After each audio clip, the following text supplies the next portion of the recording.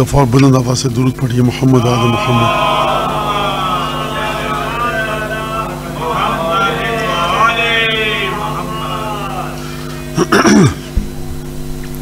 اعوذ باللہ من الشیطان الرجیم، بسم اللہ الرحمن الرحیم۔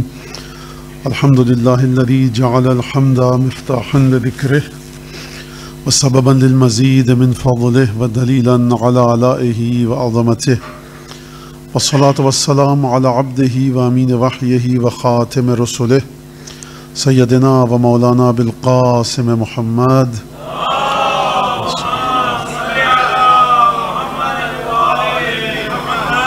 وعلى أهل بيته الطيبين الطاهرين الذين أذهب الله عنهم الرجس وطهرهم تطهيرا.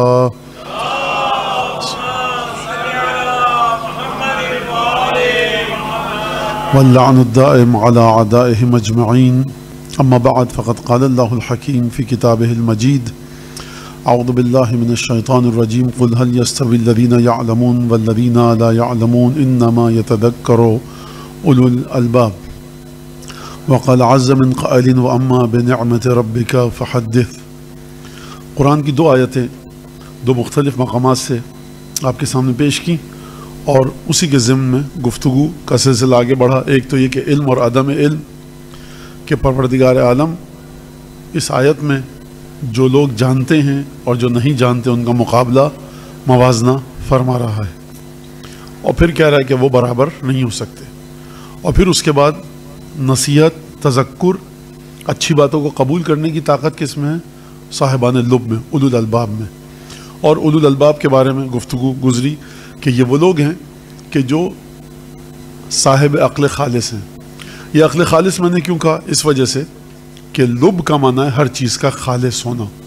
جس چیز میں سے جو چیز خالص ترین ہوتی ہے اس کو کہتے ہیں لب، یعنی یہ لوگ اس عقل کے مالک ہیں جو خالص ترین عقل ہے۔ اب یہ لغت کے حساب سے اور لغت اور ڈکشنری کے مطابق، اور پھر چھٹے امام کی حدیث کہ یعلمون، جو لوگ جانتے ہیں، علم رکھتے ہیں، وہ ہم ہیں اس آیت میں، جو کچھ نہیں جانتے وہ ہمارے دشمن ہیں، اور جو صاحبان لب خالص ہیں وہ ہمارے سچے چاہنے والے ہیں۔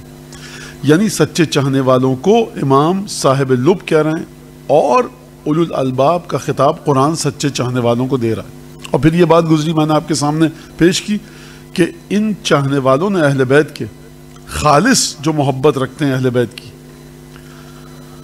ان میں کیا خاص بات ہے؟ کیا ان کی جسمانی ساخت مختلف ہوتی ہے؟ یہ کیا کھانا سب سے اچھا کھاتے ہیں؟ یہ آرگینک فوڈ کھاتے ہیں؟ نہیں، ان کی عقل ان کو ایک ایسے مقام پر لے کر گئی ہے جو علم الہی کے مطابق خالص ترین چیز ہے، اور وہ ہیں 14 معصومین، خاصہ اور بندگان مصطفیٰ۔ بندگان مصطفیٰ یعنی وہ بندے جو جن کو خدا نے چنا ہوا ہے، مقام استفاء پر ہیں۔ یہ بندے خدا کے اولو الالباب ان سے محبت کرتے ہیں، لہٰذا انہوں نے، اولو الالباب نے، کائنات میں اگر چنا محبت کے لیے تو 14 کو چنا، رسول خدا سے لے کر حضرت حجت صلوات اللہ وسلام علیہ تک۔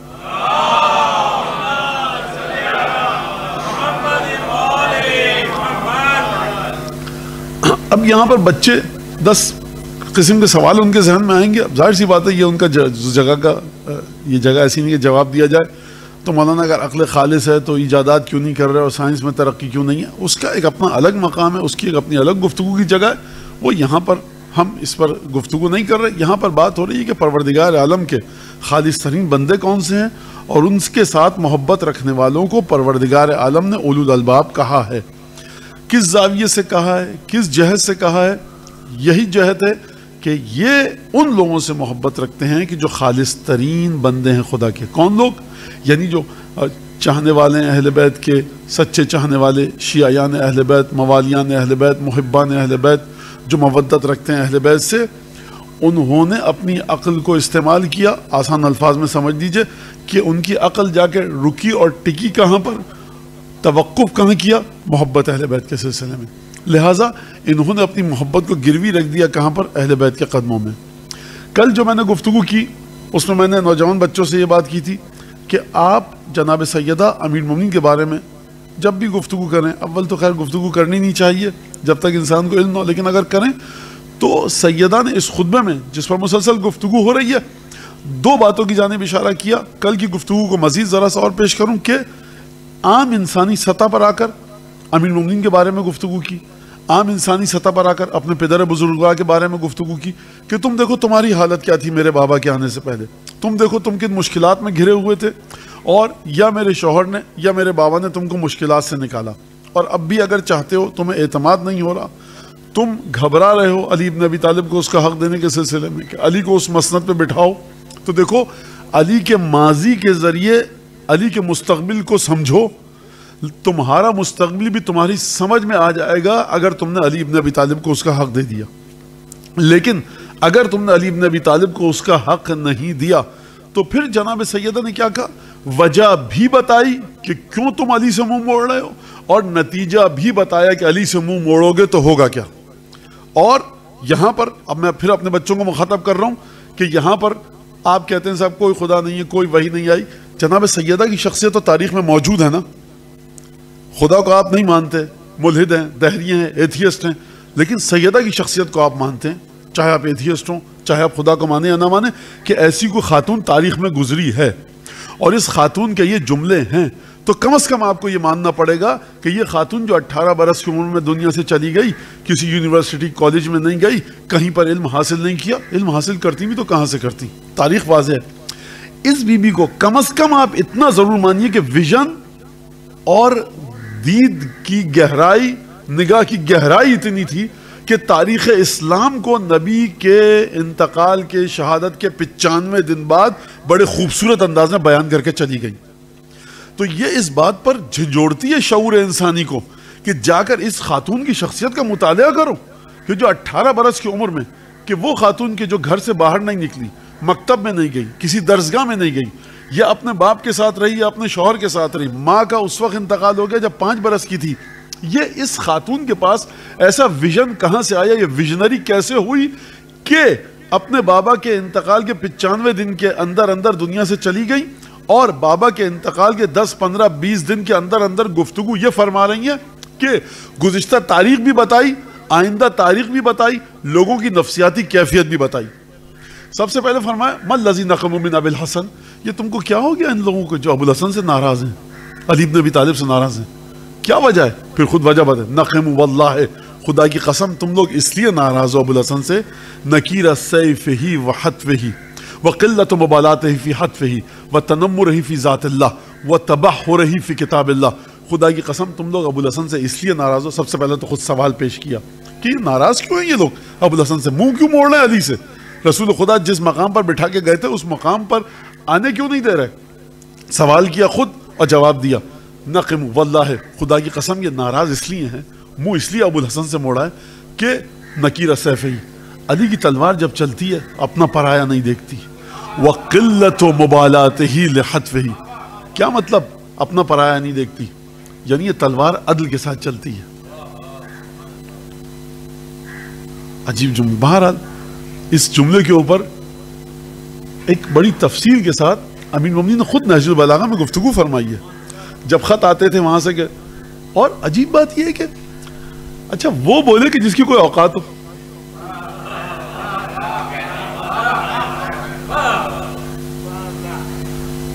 یعنی وہ کہاں کہ جس کی مادر گرامی کے لیے دیوار کعبہ شق ہو جائے, اور کہاں وہ کہ جس کے دہن سے جناب حمزہ کے جگر کے ٹکڑے گر رہے ہوں. جوڑ کیا ہے؟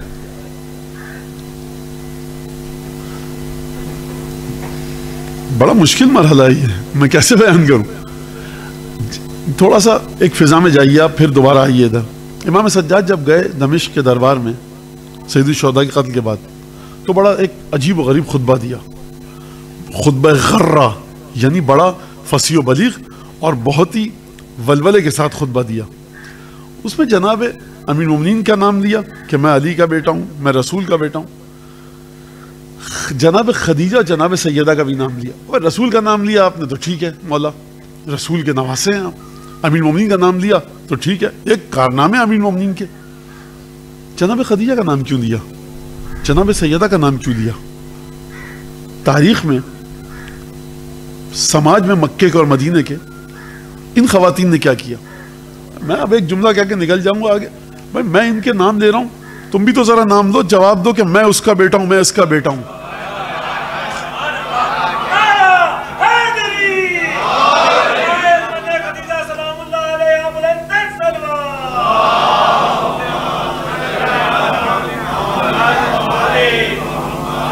یاد رکھیں یہ جو ہم خطبہ پر گفتگو کر رہے ہیں یہ خطبہ حسد، بغض اور کینے کی وجہ سے دیا گیا. اچھا بچے پریشان ہو جائیں گے کہ بی بی کے بارے میں کہہ رہے ہیں. عجیب، ایک تو مصیبت مد مقابل کے اندر وجود میں اس کے حسد ہے، کینہ ہے، بغض ہے. کس جگہ پر آ کر آپ مقابلہ کریں گے؟ کوئی تو ایک مقابلے کی جگہ ہو. لہٰذا حسد اور کینہ نے اپنے آپ کو دکھایا اور پھر اس کے بعد وہ واقعات ہوئے کہ جس کے بعد بیوی نے آ کر خطبہ دیا. لہٰذا یہ جو سلسلہ ہے سارا یہ جناب سیدہ کی نگاہوں کے سامنے ہے اور ایک ایک چیز جناب سیدہ سمجھ رہی ہیں، درک کر رہی ہیں علم لدنی کی بنیاد پر. ما الذی دخموا ابی الحسن، تم ابو الحسن سے، میرے شوہر سے، علی بن ابی طالب سے کیوں ناراض ہو، کیوں خفا ہو، کیوں غصے میں، کیوں طیش میں ہو؟ خود جواب دے، نخم واللہ نکیر سیفہ وقلت مبالاتہ لحتفہ وتنمرہ فی ذات اللہ وتبحرہ فی کتاب اللہ. ان چار جملوں کا ترجمہ سنیے کہ کیوں ہو.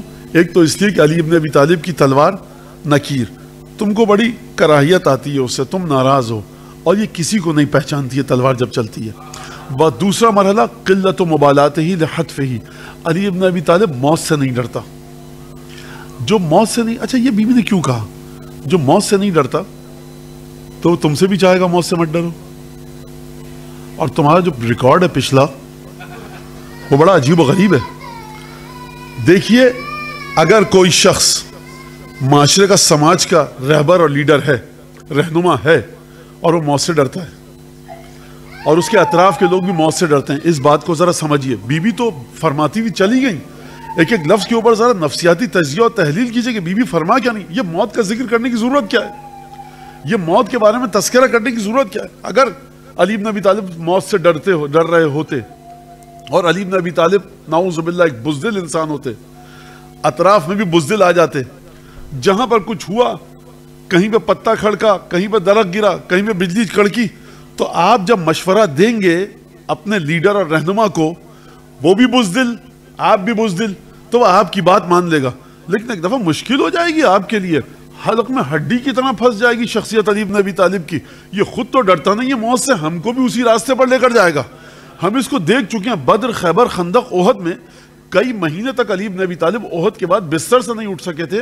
یہ جو بستر سے اٹھ نہیں پایا احد کی جنگ کے 2 یا 3 مہینوں کے بعد، یہ آخری سانس تک لڑتا رہا رسول خدا کی جان کے دفاع کے لیے. روایت کے الفاظ ہیں کہ بہادری ایسی تھی، بدر میں جناب جبرائیل یہ لے کر نہیں آئے لا فتح الا علی، خندق اور خیبر میں لے کر نہیں آئے. توجہ کیجئے گا آپ، حدیثیں جو آئی ہیں ان کے ڈائمنشن کو سمجھیے، ایسپیکٹ کو سمجھیے. خندق میں لقب ملا مولا کو کل ایمان کا، جبرائیل کو آنا چاہیے تھا خندق میں یہ جملہ لے کر نازل ہونا چاہیے تھا کہ لا فتح الا علی لا سیف الا ذوالفقار. بھائی محمد مصطفیٰ تم نے کہا کل ایمان، خدا نے کہا لا فتح الا علی. ایک مطابقت ہونی چاہیے تھی. آسمان سے بھی وہ جملہ آیا جو نبی کریم نے زمین پر فرمایا، لیکن یہ جملہ وہاں آیا جنگ احد میں. اس کا مطلب یہ ہے کہ جنگ احد میں کوئی کام ایسا ہوا ہے کہ پروردگار عالم نے یہ خطاب دے کر بھیجا. جنگ احد میں کیا ہوا تھا؟ اکیلے علی ابن ابی طالب تھے، رسول خدا موجود تھے. یا علی دیکھو وہاں سے اس ٹکڑی نے حملہ کیا، حملہ کرو. ایک علی ابن ابی طالب تھے اور تمام کفار کو رسول کے پاس پہنچنے سے بھگایا. زخم اتنے لگے کئی مہینے تک بستر سے نہیں اٹھ سکے. یہ جو زخم لگے تھے کئی مہینے تک بستر سے نہیں اٹھ پائے، تو یہ کس طاقت کے بلبوتے پر میدان جنگ میں کھڑے رہے؟ کہیں آپ کو نہیں ملے گا کہ علی پٹ سے زمین پر تیورا کے گر گئے. یعنی یہ قوت ارادی کہیے، یہ معجزہ میں اس کو نہیں کہوں گا، قوت ارادی کہوں گا، غیرت کہوں گا. وہ جو امیر المومنین کی زیارت میں ایک لفظ آیا وَأَحْوَتُهُمْ بِرَسُولِ اللَّهِ، سب سے زیادہ کائنات میں جس نے رسول خدا کا خیال رکھا وہ علی تھے. یعنی علی کے جسم میں کھڑے ہونے کی رمق نہیں ہے. میں مثال دے دوں، آپ کہیں گے یہ کیسے؟ آپ جانے نجف سے کربلا، گھٹنے میں دم نہیں ہے، پیر بالکل اکڑ چکے ہیں، آپ چلے جا رہے ہیں، کہتے ہیں مولانا چلا نہیں جا رہا. لوگ کہتے ہیں مولانا چلا نہیں جا رہا تھا لیکن چلتے رہے. چلا نہیں جا رہا تو کیسے چلے؟ یہ تو ایک متضاد کیفیت ہے. جذبہ کھینچ رہا ہے، جسمانی طاقت روک رہی ہے. لہٰذا احساس اور جذبات، یہ تمام کی تمام چیزیں. تو مولا کھڑے رہے اور جنگ کی. تو جانتے ہیں یہ لوگ جو بیوی نے جملہ قلت و مبالات ہی لحتف ہی، بالکل علی نہیں گھبرا تھا اپنی موت سے، یہ تم دیکھ چکے ہو. لہٰذا ایک بہادر کو، دلیر کو، شجاع کو اگر تم نے قائد بنا دیا تو اپنی شجاعت اور بہادری کے مطابق تم کو چلائے گا. اور شجاعت اور بہادری ایسی صفت ہے کہ اس کے ساتھ ساتھ سخاوت بھی آتی ہے، اس کے ساتھ ساتھ غیرت بھی آتی ہے، اس کے ساتھ ساتھ تقوی بھی آتا ہے، تمام کی تمام چیزیں آتی ہیں. شجاع انسان اور سخی انسان وہ ہے کہ جس کے اندر بقول امین علیہ السلام کے فرمان کے بہت سی اور صفات کا انتظار کرو، ملیں گی تمہیں اس کی ذات میں اور اچھی صفتیں. لہٰذا بی بی نے فرمایا قلت و مبالات لحتف. یہ 2 جملے، 4 جملے آپ کے سامنے پیش کیے، 2 جملے اور سنیے. تنمر ہی فی ذات اللہ. جب خدا کی بات آتی ہے نا تو علی تنمر نکلا نمر سے. نمر کہتے ہیں چیتے کو. علی بپھرے ہوئے چیتے کی طرح عجیب و غریب انداز سے ایک کیفیت علی پر طاری ہو جاتی ہے جب خدا کی بات آتی ہے. اب اگر آپ ابو الحسن سے ناراض ہیں، اس کا مطلب یہ ہے کہ آپ اس بات سے ڈرتے ہیں ایک تو یہ بزدل نہیں ہے، مصیبت ہو جائے گی، خود سب سے پہلے میدان جنگ میں کود پڑے گا اور ہم کو بھی لے کر جائے گا.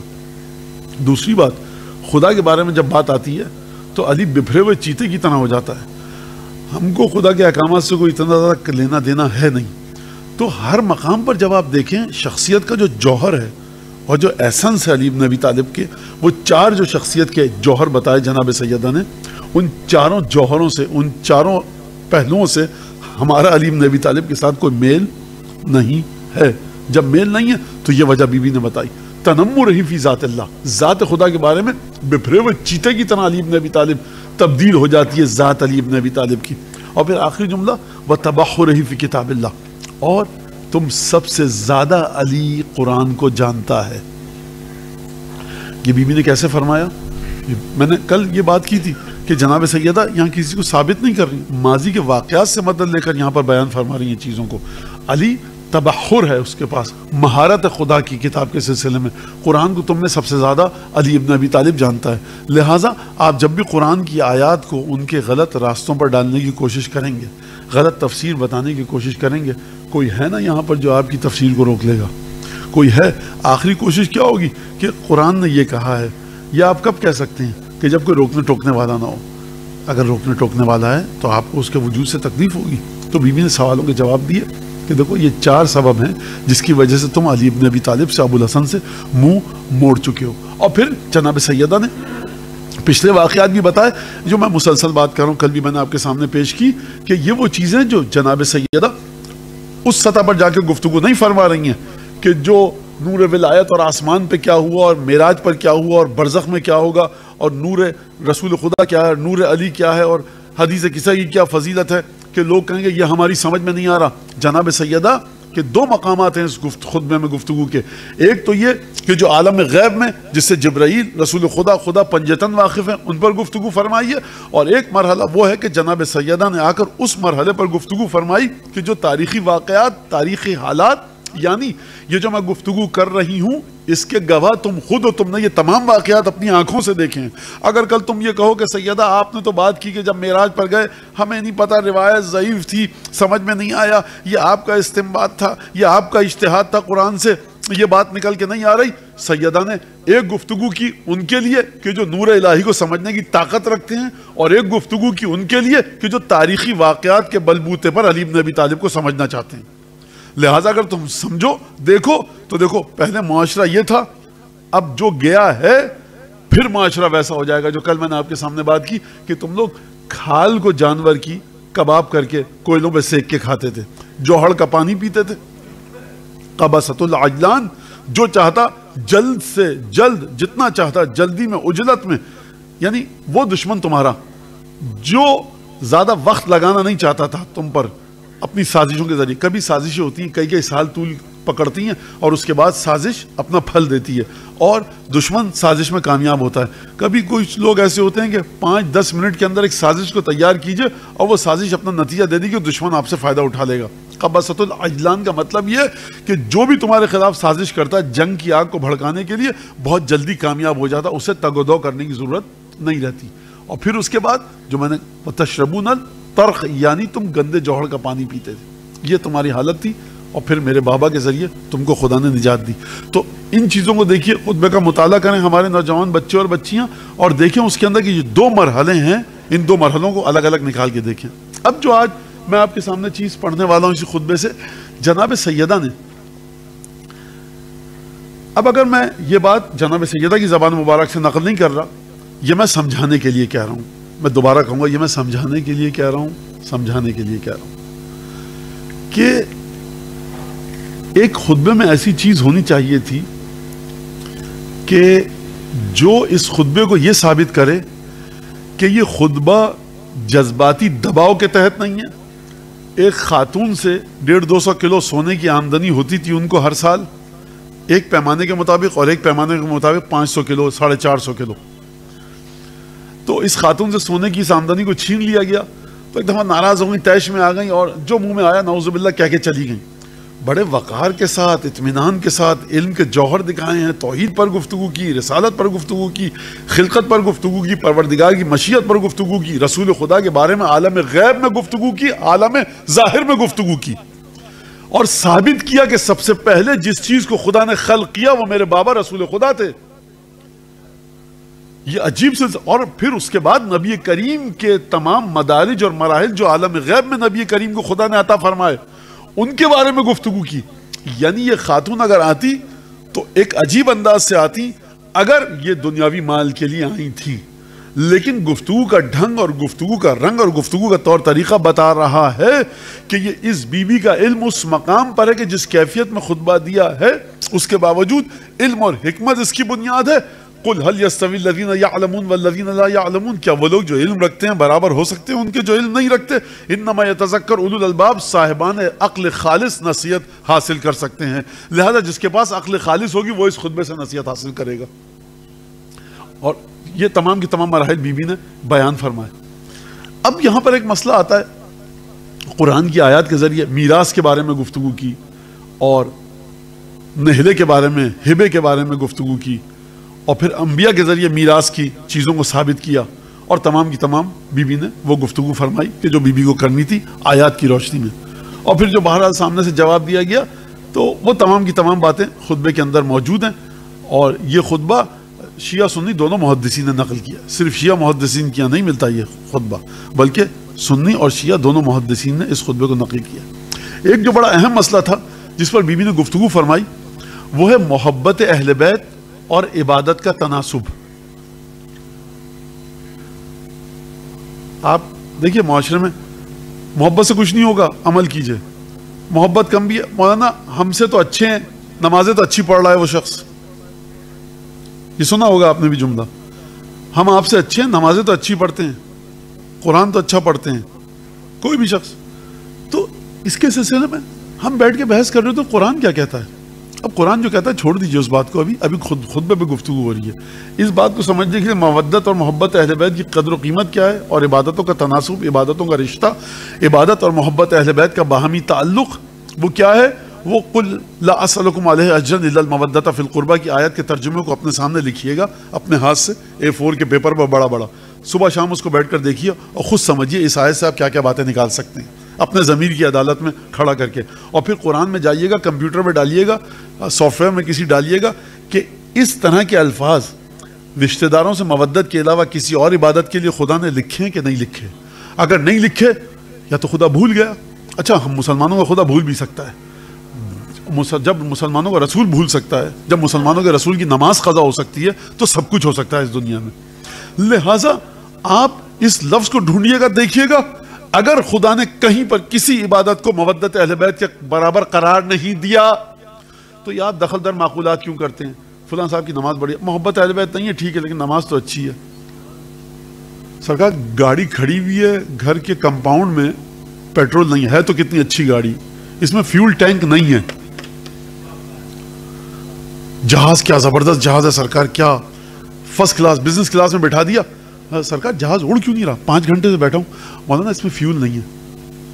تو اصل میں وہ جو جہاز اڑ گیا نا اس میں آپ کو اکانومی میں جگہ ملتی، یہاں آپ کو بزنس کلاس میں بٹھایا، کھاتے رہیے۔ ارے سرکار ہمیں جانا تھا دوسرے ملک، سرکار آپ کو جانا برزخ،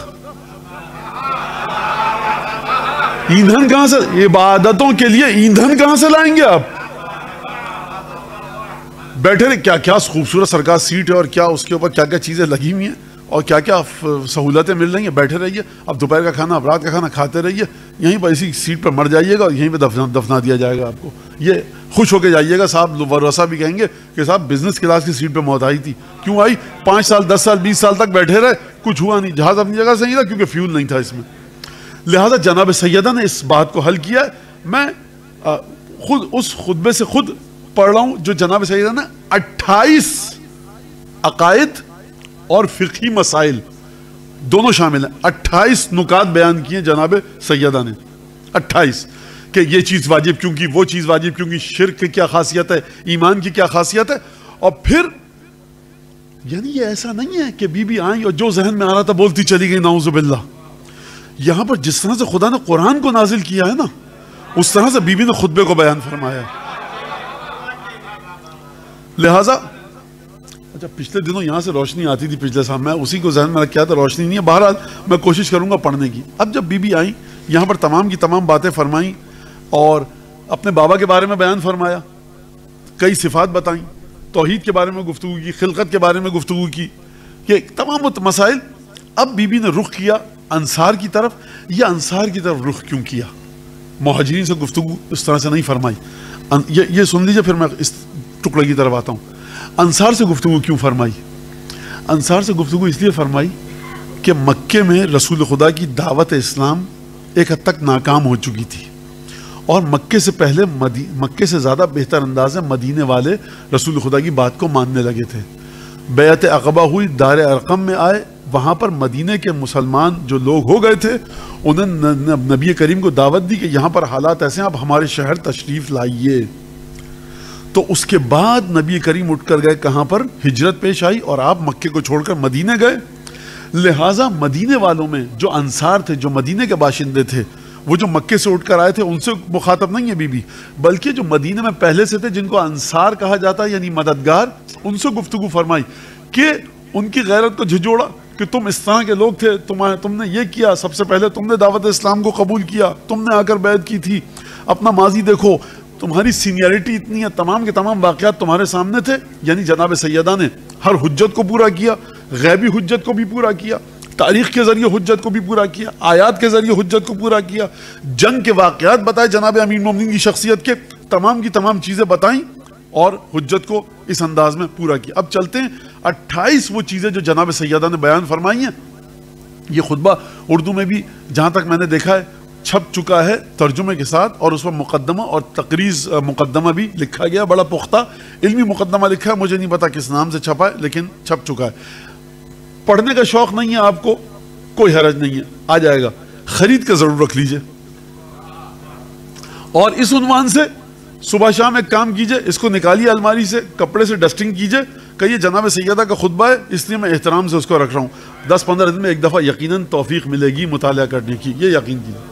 تو سب سے پہلے جناب سیدہ نے جو گفتگو فرمائی, ففرض اللہ الایمان تطہیرا لکم من الشرک, ایمان کو واجب کیا تاکہ تم شرک سے دور ہو جاؤ. اب برداشت کیجئے گا مجھے کیونکہ روشنی وہ صحیح نہیں آ رہی, میرے ذہن میں تھا کہ روشنی آ رہی ہوگی لیکن بہرحال دکھ رہا ہے مجھے. والصلاۃ تنزیہا لکم عن الکبر, نماز کو اس لیے واجب کیا کہ تم سے تکبر ختم ہو جائے. اب نماز کے ذریعے تکبر کیسے ختم ہوگا؟ سرکار آپ مسجد میں گئے جماعت کی نماز پڑھنے, آپ کے برابر میں 12 گریڈ کا آفیسر آیا, آپ 22 گریڈ کے ہیں, تو اگر آپ چلے گئے یہاں سے کہ یہ 12 گریڈ والا میرے برابر میں کھڑا ہے, میں 22 گریڈ کا, تو آپ کی نماز کا کیا ہوگا؟ میں نہیں کہہ رہا باطل ہے, لیکن انسان کہے گا کہ نماز جماعت کے اندر جو صفیں سیدھی کرنے کا حکم ہے, ایک ساتھ مصافے کا سلسلہ ہمارے یہاں ہے, تو یہ بہرحال آپ کو 12 گریڈ والے سے مجبوراً ہاتھ ملانا ہی پڑے گا, جتنا بھی برا بھلا کہیں آپ اس کو دل میں. اور تمام کے تمام مومنین ہیں, تمام کے تمام نمازی ہیں. وہ نمازی کہ جو 12 گریڈ کا بیچارہ آفیسر ہے, وہ جو 18 گریڈ کا اور 20 گریڈ کا, سب کو یکجا کیا جائے تب نماز کا ثواب بڑھتا ہے. لہٰذا یہ میں نے ایک اشارہ کیا, ورنہ بہت ساری چیزیں ہیں اس کے اندر.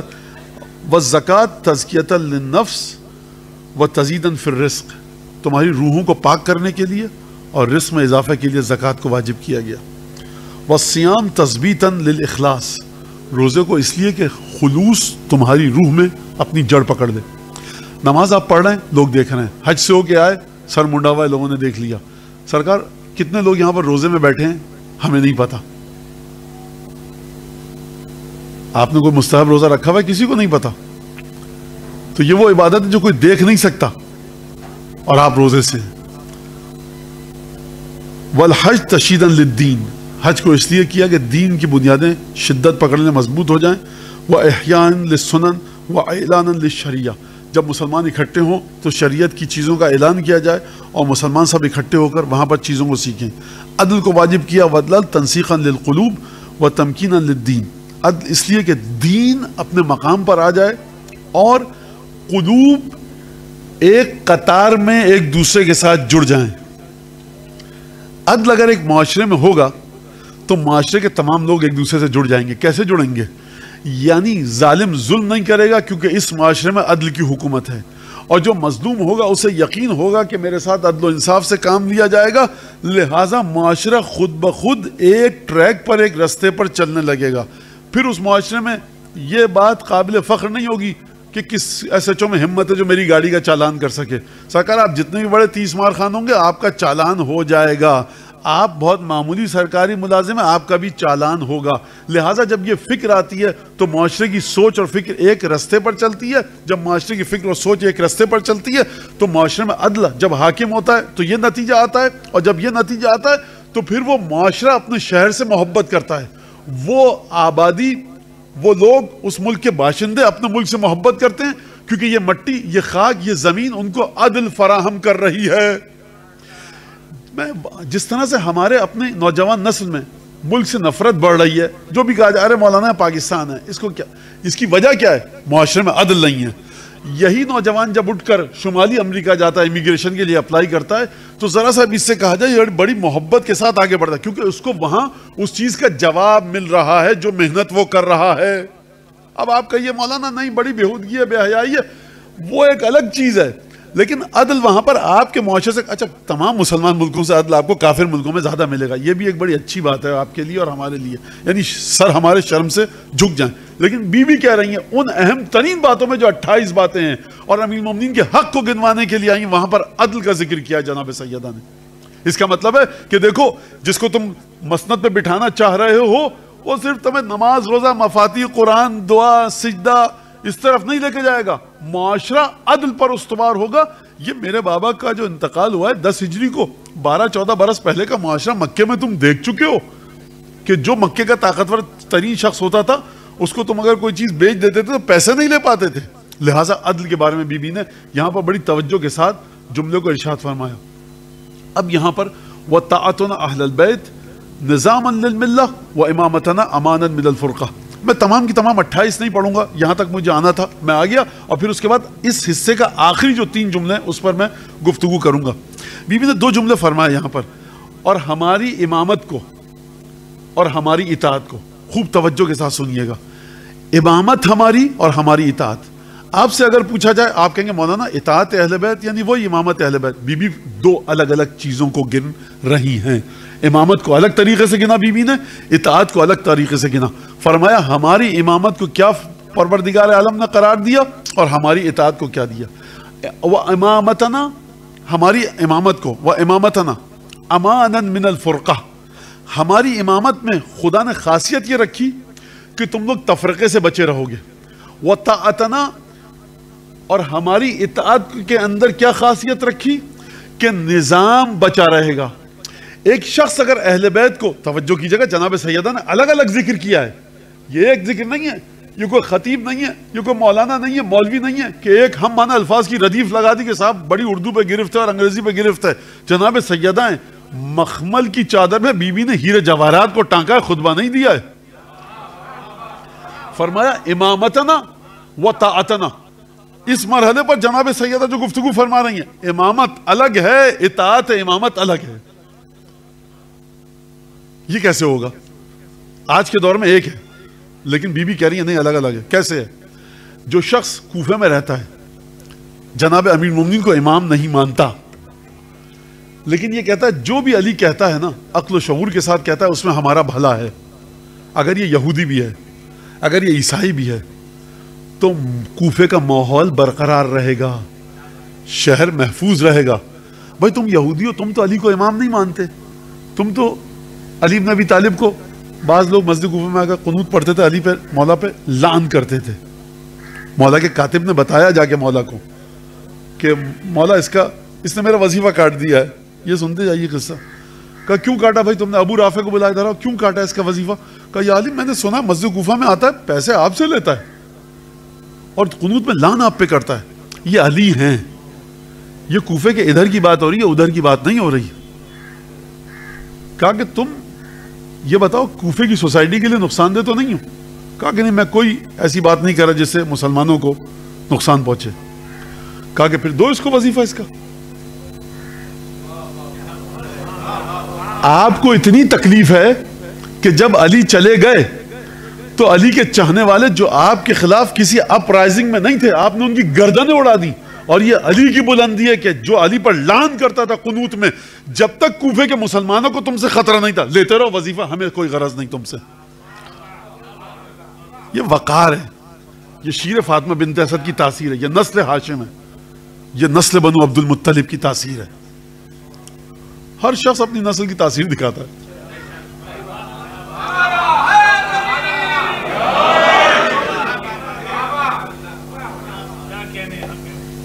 لہذا بی بی نے کہا وَطَاعَتَنَا أَمَانًا مِنَ الْفُرْقَةِ، معذرت، وَطَاعَتَنَا ہماری اطاعت کو کیا دیا؟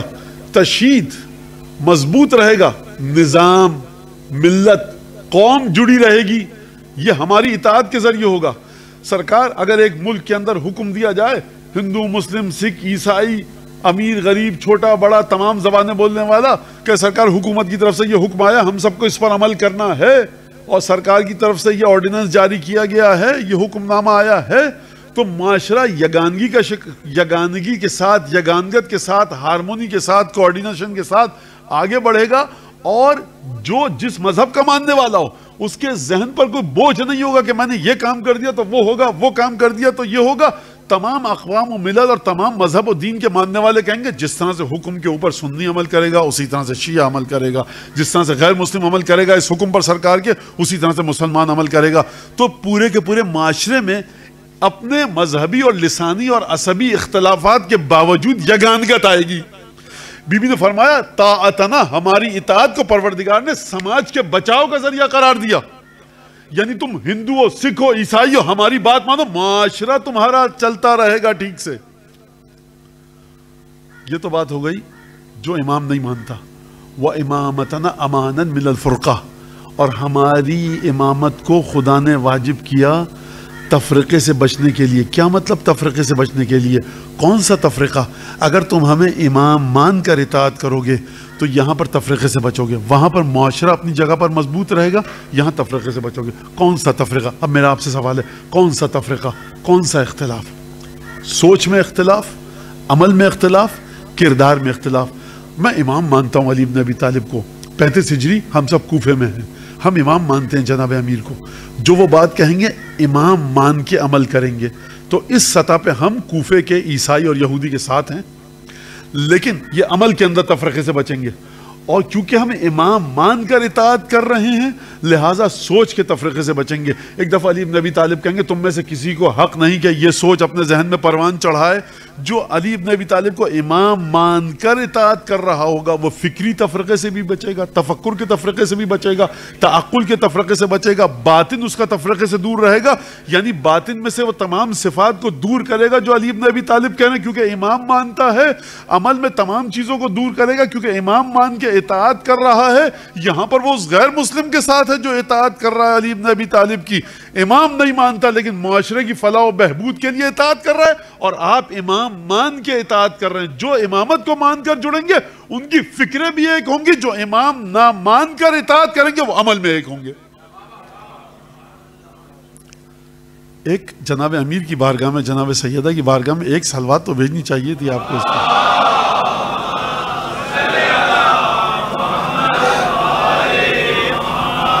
یہاں تک میں نے آپ کی خدمت آپ کے سامنے بتا دیا. اب دوبارہ سے اس جملے کو سنیے. اور بی بی نے فرمایا وَطَاعَتَنَا أَهْلَ الْبَيْتِ نِظَامًا لِلْمِلَّةِ، تمہاری ملت ایک نظام میں پیوست رہے گی. وَإِمَامَتَنَا أَمَانًا مِنَ الْفُرْقَةِ، اور ہماری امامت امن و امان عطا کرتی ہے، بچاؤ فراہم کرتی ہے تفرقے سے. اور پھر فرمایا عجیب جملہ وصلۃ الارحام منسعۃ فی العمر ومنماۃ للعدد، رشتہ داروں کے ساتھ اچھا سلوک کیا چیز دیتا ہے؟ عمر کو بڑھاتی ہے اور تمہاری تعداد کو، نفری کو بھی کثرت بخشتی ہے. یعنی اگر خاندانوں میں صلہ رحم رہے گا تو تمہاری نفری بڑھتی رہے گی، تعداد بڑھتی رہے گی، اور اگر تم کرو گے صلہ رحم تو تمہاری عمر میں اضافہ ہوگا. یہ جناب سیدہ نے بیان فرمایا. یہاں تک اب میں بہت ساری چیزیں چھوڑ کر اب یہاں پر بی بی نے ایک عجیب جملہ فرمایا، وہ میں پڑھوں اور اس کے بعد پھر آگے بڑھوں. اور جب یہ تمام چیزیں بیان فرمانی تو فرمایا فاتقوا اللہ حق تقاتہ. 28 چیزیں میں نے تمہارے، دیکھیں میرے الفاظ ہیں، اب آپ اتنی طاقت آپ لوگوں میں ہے الحمدللہ کہ آپ سمجھ جائیں کب میرے الفاظ ہیں کب خطبے کے. گویا کہ بی بی فرمانا چاہ رہی ہے دیکھو یہ 28 چیزیں بی بی نے بتا دی. اب اس کے بعد جب بتا دی فاتقوا اللہ الذی، دیکھو تقوی اختیار کرو، اور ولا تموتن الا وانتم مسلمون، ہرگز ہرگز موت نہ آئے تمہیں مگر یہ کہ تم خدا کی بارگاہ میں مکمل سر کو جھکا کر دنیا سے جاؤ، بندگی کے آخری معراج پر، بندگی کے آخری مرحلے پر پہنچ جاؤ اور اس کے بعد دنیا سے جاؤ. تو بی بی نے یہ آیت پڑھی فاتقوا اللہ حق تقاتہ ولا تموتن الا وانتم مسلمون ولا تتولوا مدبرین. پیٹ پھیر کے کیوں جا رہے ہو، یہ کام مت کرو. سب چیزیں تو بتا دی یہاں پر تم کو. اب یہاں پر جناب سیدہ نے ایک اور جملہ استعمال کیا وَأَطِیعُوهُ فِي مَا أَمَرَكُمْ، اطاعت کرو اس کی جس کا خدا نے تمہیں حکم دیا ہے. یہ تمہیں احکام سارے بتائے نا، مانتے ہو، ان کے اوپر عمل کرو، یہ جو امر الہی ہے اس کے مطابق چلو. شاید بی بی یہ کہنا چاہ رہی ہیں، شاید کے ساتھ کہہ رہا ہوں کہ اگر یہ 28 چیزیں جو میں نے بتائی ہیں اس پر تم نے عمل کیا تو خود بخود تمہاری سمجھ میں آ جائے گا کہ تم نے کون سا بھیانک فیصلہ ابھی کچھ دن پہلے کیا ہے. سوچو اس کو. وَأَطِیعُوهُ فِي مَا أَمَرَكُمْ بِهِ وَانْتَهُوا عَمَّا نَهَاكُمْ عَنْهُ، رک جاؤ اس چیز سے جس سے خدا نے تم کو منع کیا. اب یہاں پر ہماری آیت جو خطبے میں سرنامہ کلام میں وَاتَّبِعُوا الْعِلْمَ وَتَمَسَّكُوا بِهِ، علم حاصل کرو، علم کے پیچھے چلو، اپنے جذبات اور احساسات کے پیچھے مت چلو. وَاتَّبِعُوا الْعِلْمَ، علم کی اتباع کرو. وَتَمَسَّكُوا بِهِ، اور علم کو مضبوطی سے پکڑ لو. فَإِنَّمَا يَخْشَى اللَّهَ مِنْ عِبَادِهِ الْعُلَمَاء، کیونکہ خدا کا خوف، خدا سے خشیت، خدا سے ڈرتے صرف صاحبان علم ہی خدا سے ڈرتے ہیں. یعنی یہ جو 28 نکات میں نے بیان کیے، جناب سیدہ نے بیان کیے، یہ اس لیے ہیں کہ میں تم کو یہ بتا سکوں کہ بنیادی ترین چیزیں یہ ہیں، ان سے ڈرو، ان کی بنیاد پر خدا کا خوف اپنے دل میں رکھو. اور یہ وہ چیزیں ہیں کہ جو جذبات اور احساسات کے ذریعے میں نے تم کو نہیں بتائیں، بلکہ قرآن نے اس کی جانب حکم دیا، رسول خدا نے ان کی جانب حکم دیا. ہم اہل بیت ہمیشہ علم کی طرف لے کے جاتے ہیں، اسی لیے بی بی نے فرمایا وَاتَّبِعُوا الْعِلْمَ وَتَمَسَّكُوا بِهِ هَلْ يَسْتَوِي الَّذِينَ يَعْلَمُونَ وَالَّذِينَ لَا يَعْلَمُونَ إِنَّمَا يَتَذَكَّرُ أُولُو الْأَلْبَابِ. خطبے کی آیت آپ کے سامنے ہے، فرمایا علم کی پیروی کرو اور علم کو مضبوطی سے پکڑ دو، کیونکہ قرآن میں خدا فرما رہا ہے کہ صرف اور صرف صاحبان علم ہی خدا سے ڈرتے ہیں. علم جس کے پاس نہیں ہے وہ خدا سے خوف نہیں رکھ سکتا. یہ بی بی نے فرمایا. اور اب اس کے بعد عجیب جملہ، تمام کی تمام عبادتوں کو بیان کرنے کے بعد فرمایا فَاحْمَدُ اللَّهَ الَّذِي بِعَظْمَتِهِ وَنُورِهِ ابْتَغَى مَنْ فِي السَّمَاوَاتِ وَمَنْ فِي الْأَرْضِ إِلَيْهِ الْوَسِيلَةُ وَنَحْنُ وَسِيلَتُهُ وَنَحْنُ آلُ رَسُولِهِ. عجیب جملہ ہے. اب یہ عبادتیں سمجھ میں آ گئی، سب کچھ ہو گیا، اور یہ کہہ دیا کہ تقوی حاصل کرو. دیکھو سر تسلیم خم کیے بغیر قبر میں مت جانا، بندگی کا لباس پہن کر دنیا سے جانا، عبودیت کا لباس پہن کر دنیا سے جانا، تقوی اختیار کرنا، منہ مت موڑو خدا کے احکامات کے سامنے. جب یہ بات کی اور پھر اس کے بعد کہا کہ خدا سے کون ڈرتا ہے؟ صرف علماء. جب یہ بات ہو گئی، اب میں آپ سے سوال کرتا ہوں، کچھ بات کہنے کی رہی نہیں ہے. آپ بتا دیے نا 28 چیزیں، شریعت کے احکام، عقائد، اصول اور فروع، اصول دین اور فروع دین بتا دیے جناب سیدہ نے. جب بتا دیے اس کے بعد تقوی کی بھی دعوت بھی دے دی. اس کے بعد پھر یہ بھی کہہ دیا کہ علم حاصل کرو، علم کے پیچھے چلو. اب کوئی بات رہتی نہیں ہے نا؟ عقل انسانی تو یہی کہتی ہے. اصلی بات اب آئی ہے. فرمایا فَاحْمَدُ اللَّهِ الَّذِي بِعَظْمَتِهِ وَنُورِهِ. یعنی مجھے نہیں سمجھ میں آتا کہ اس جملے کو کس چیز کے ذریعے اس جملے کے بوجھ کو اٹھایا جائے. یہ جو آخر میں جملہ فرمایا فَاحْمَدُ اللَّهِ، خدا کی حمد کرو. فحمد اللہ الذی، اس خدا کی حمد کرو کہ بے عظمت ہی و نور ہی، کہ جس کی عظمت اور نور کے ذریعے، جس کی عظمت اور نور کے وسیلے سے ابتغا ڈھونڈ رہے ہیں، بلکہ ڈھونڈ لیا. ابتغا ماضی کا صیغہ ہے، پاسٹ ٹینس ہے، فیوچر نہیں ہے. ابتغا ڈھونڈ لیا. اس خدا کی حمد کرو کہ جس کی حمد، اس خدا کی حمد کرو کہ جس کے نور اور جس کی عظمت کے ذریعے ڈھونڈ لیا، تلاش کر لیا، مل گیا. کن کو ملا؟ کیا ملا؟ جو خدا کی مخلوق زمین میں ہے اور جو خدا کی مخلوق آسمان میں ہے، اس نے ڈھونڈ لیا خدا کی عظمت کے ذریعے، خدا کے نور کے ذریعے، الیہ الوسیلہ، اس تک پہنچنے کا وسیلہ. وَنَحْنُ وَسِيلَتُهُ، وہ وسیلہ ہم ہیں.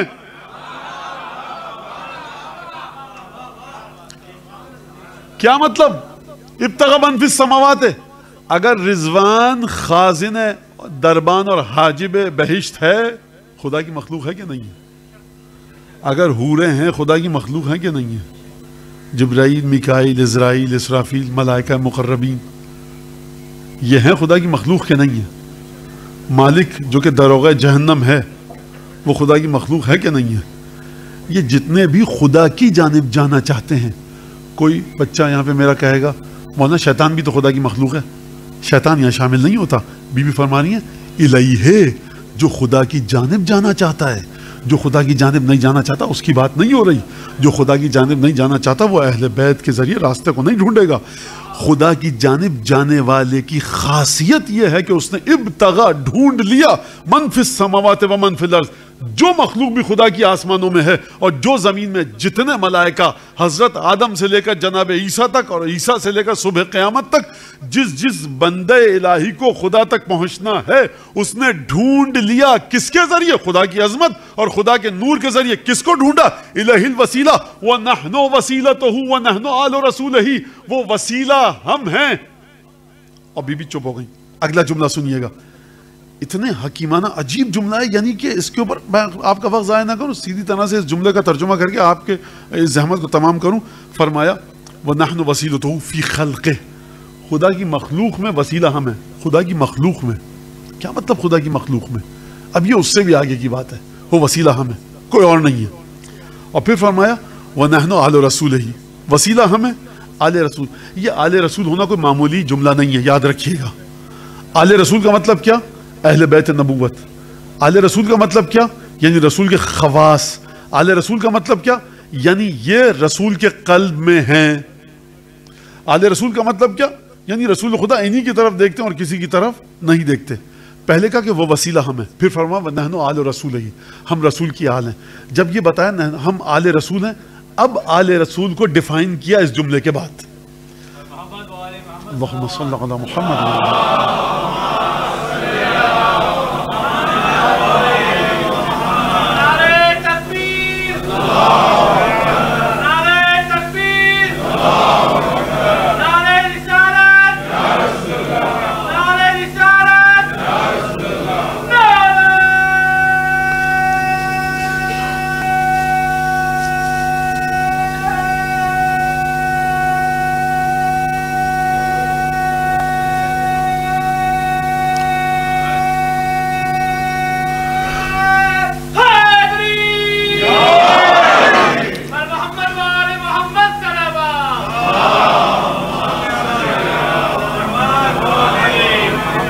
وسیلہ ہمارے ذریعے ڈھونڈا ہے.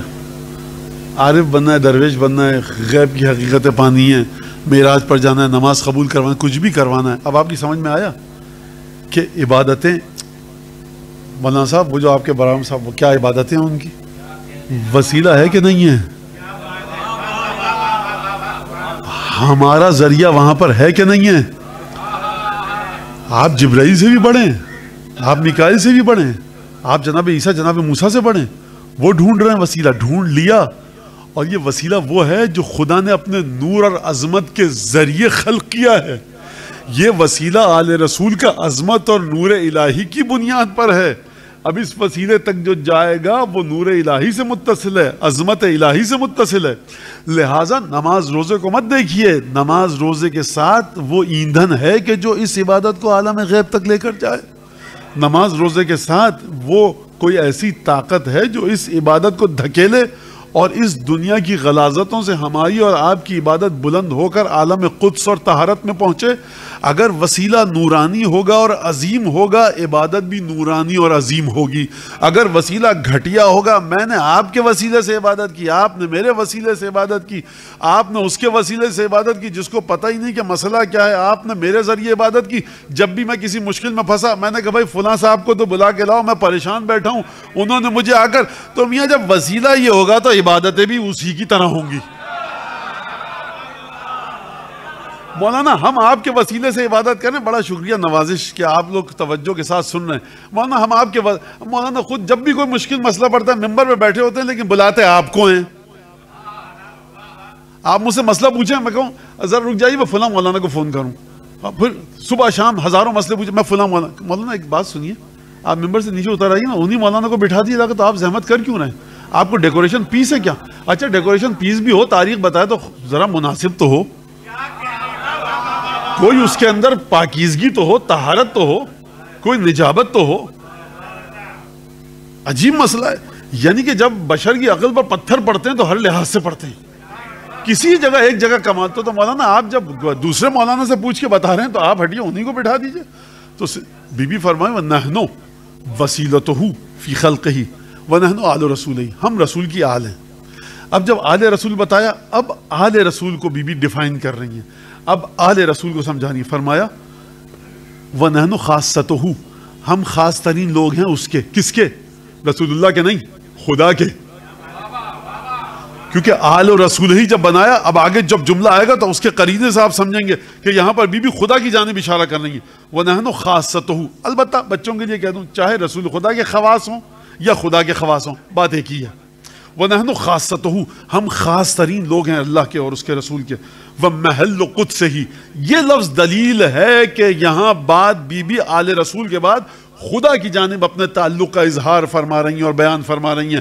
خدا کا تقدس، خدا کی پاکیزگی، خدا جہاں جہاں پر مقدس طریقے پر خدا کے پاس جو بھی چیز ہے جو تقدس کے ساتھ زمین پر نازل ہوتی ہے، عالم غیب سے عالم ظاہر میں ہوتی ہے. وَنَحْنُ مَحِلُّ قُدْسِهِ، خداوند تبارک و تعالیٰ کے تقدس کا مرکز اور مأویٰ اور ملجا ہم ہیں. نماز میں مت ڈھونڈو تقدس کو، اہل بیت کی ذات میں ڈھونڈو. محل قدس اہل بیت ہیں.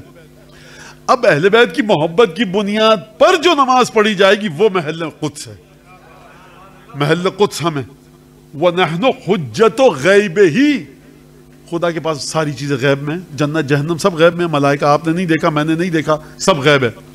دلیل کیا ہے اس کی؟ 14 معصومین.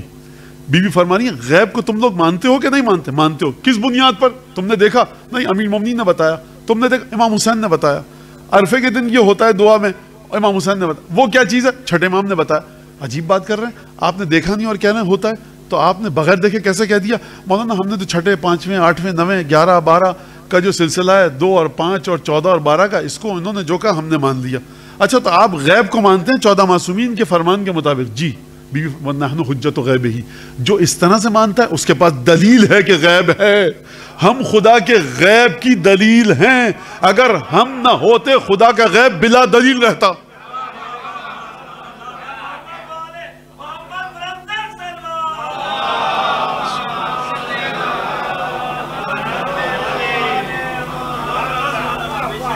یعنی میں بچوں کے لیے جملہ عرض کر رہا ہوں، جناب موسیٰ نے لاٹھی ماری، دریا کیسے 2 ٹکڑے ہو گیا، وہ کیسے ہو گیا، یہ کیسے ہو گیا، فلاں کام کیسے ہو گیا،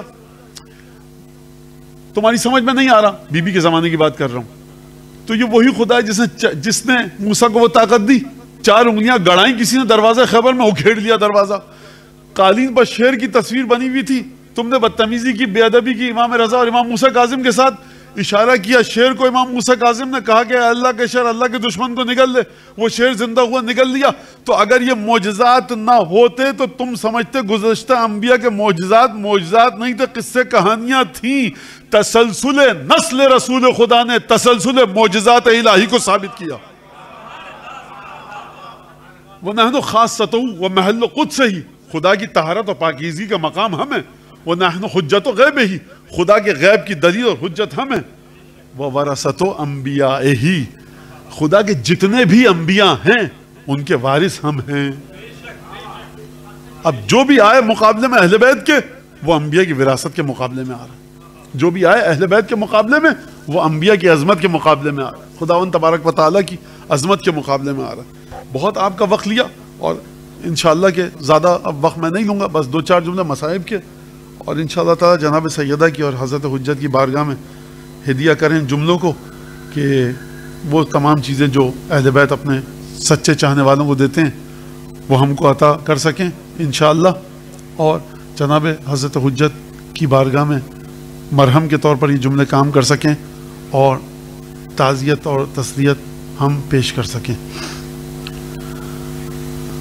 جب یہ ایام فاطمی جناب سیدہ کے سلسلے جو مصائب اور مجلسیں ہوتی ہیں اس میں جناب سیدہ کا ذکر کیا جاتا ہے، لیکن جب بھی جناب سیدہ کا ذکر آتا ہے تو ان دونوں شہزادوں کا جناب حضرات حسنین علیہ الصلوۃ والسلام کا ذکر بھی کیا جاتا ہے. اور جناب سیدہ کا ایک عجیب تعلق ہے امام حسن اور امام حسین علیہ الصلوۃ والسلام سے.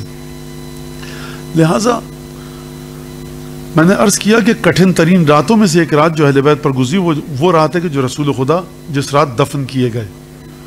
اور روایت ہے معصوم سے کہ یہ رات اہل بیت نے انتہائی گھبراہٹ کے عالم میں گزاری کہ کب مدینے کے منافق میدان کو صاف پا کر ہمارے گھر پر حملہ نہ کر دیں اور ہم کو قتل نہ کر دیں.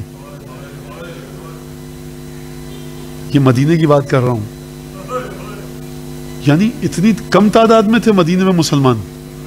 اس جملے کی حقیقت کو سمجھنے کی کوشش کیجئے کہ کتنا بغض تھا فاطمہ اور علی اور حسن اور حسین سے. یعنی جس کے گھر میں موت ہوتی ہے وہ انتظار کرتا ہے کہ دیر تک جاگے کہ شاید کوئی تعزیت کے لیے آ جائے، فاتحہ پڑھنے آ جائے. جب ہماری موت ہوتی، سیدہ حسن حسین جناب زینب امیر المومنین اس انتظار میں کہ کب منافقین حملہ کر دیں، کیونکہ خواص یہی ہیں رسول اللہ کے. ان سے دشمنی کو تم نے نکال دیا، رسول خدا کے ساتھ تم نے دشمنی کو اپنی حساب چکا دیا. یہ حالت تھی کہ جو روایت میں بتائی گئی. اور بہرحال مصائب رسول خدا اور جناب سیدہ دونوں کے مصائب ہیں. میں یہ بیان کرتا ہوں انشاءاللہ کہ صلوات اللہ وسلام علیہ حضرت حجت قبول فرمائیں. اور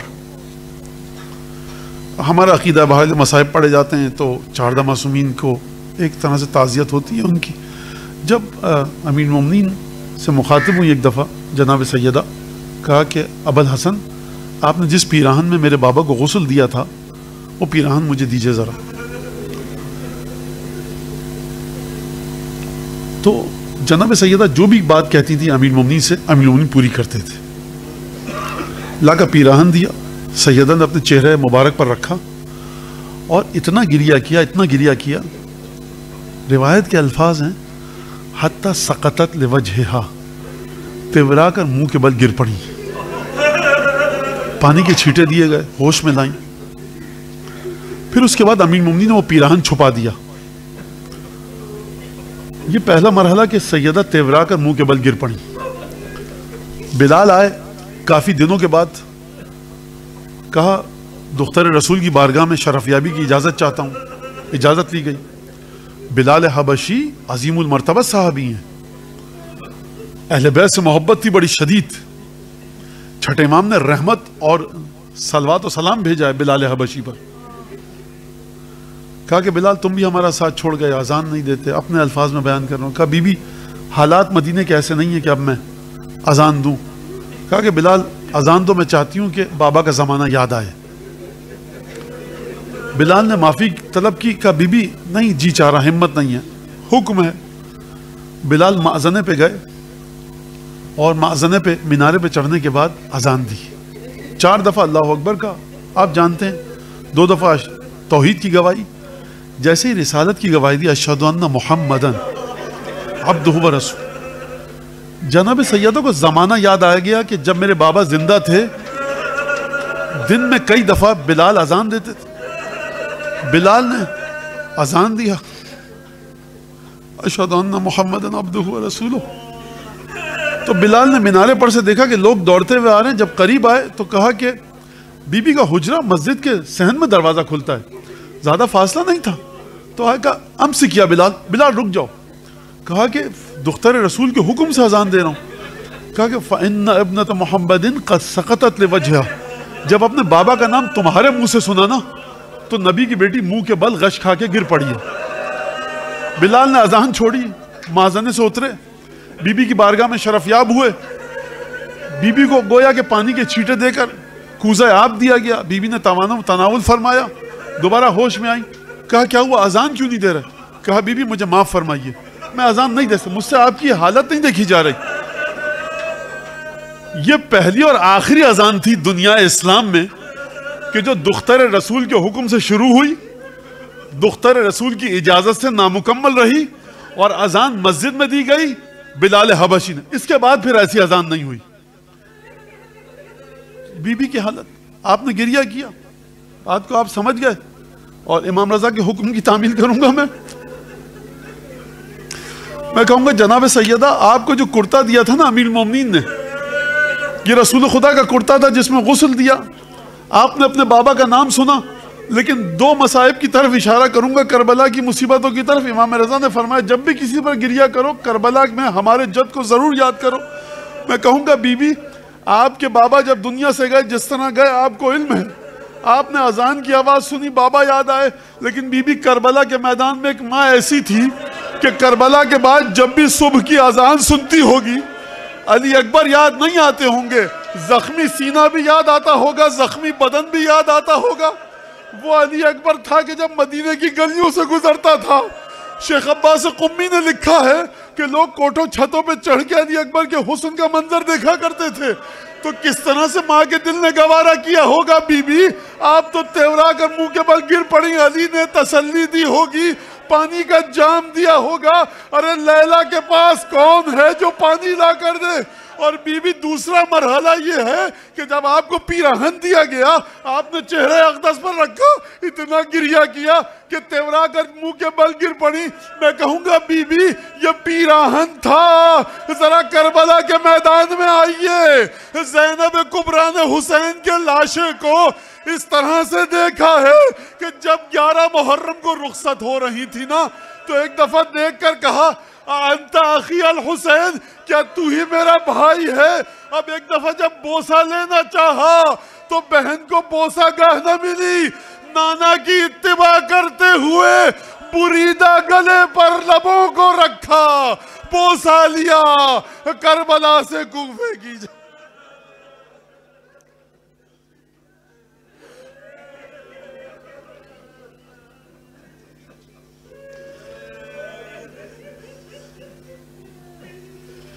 اللهم كن لوليك الحجة ابن الحسن صلواتك عليه وعلى آبائه في هذه الساعة وفي كل ساعة وليا وحافظا وقائدا وناصرا ودليلا وعينا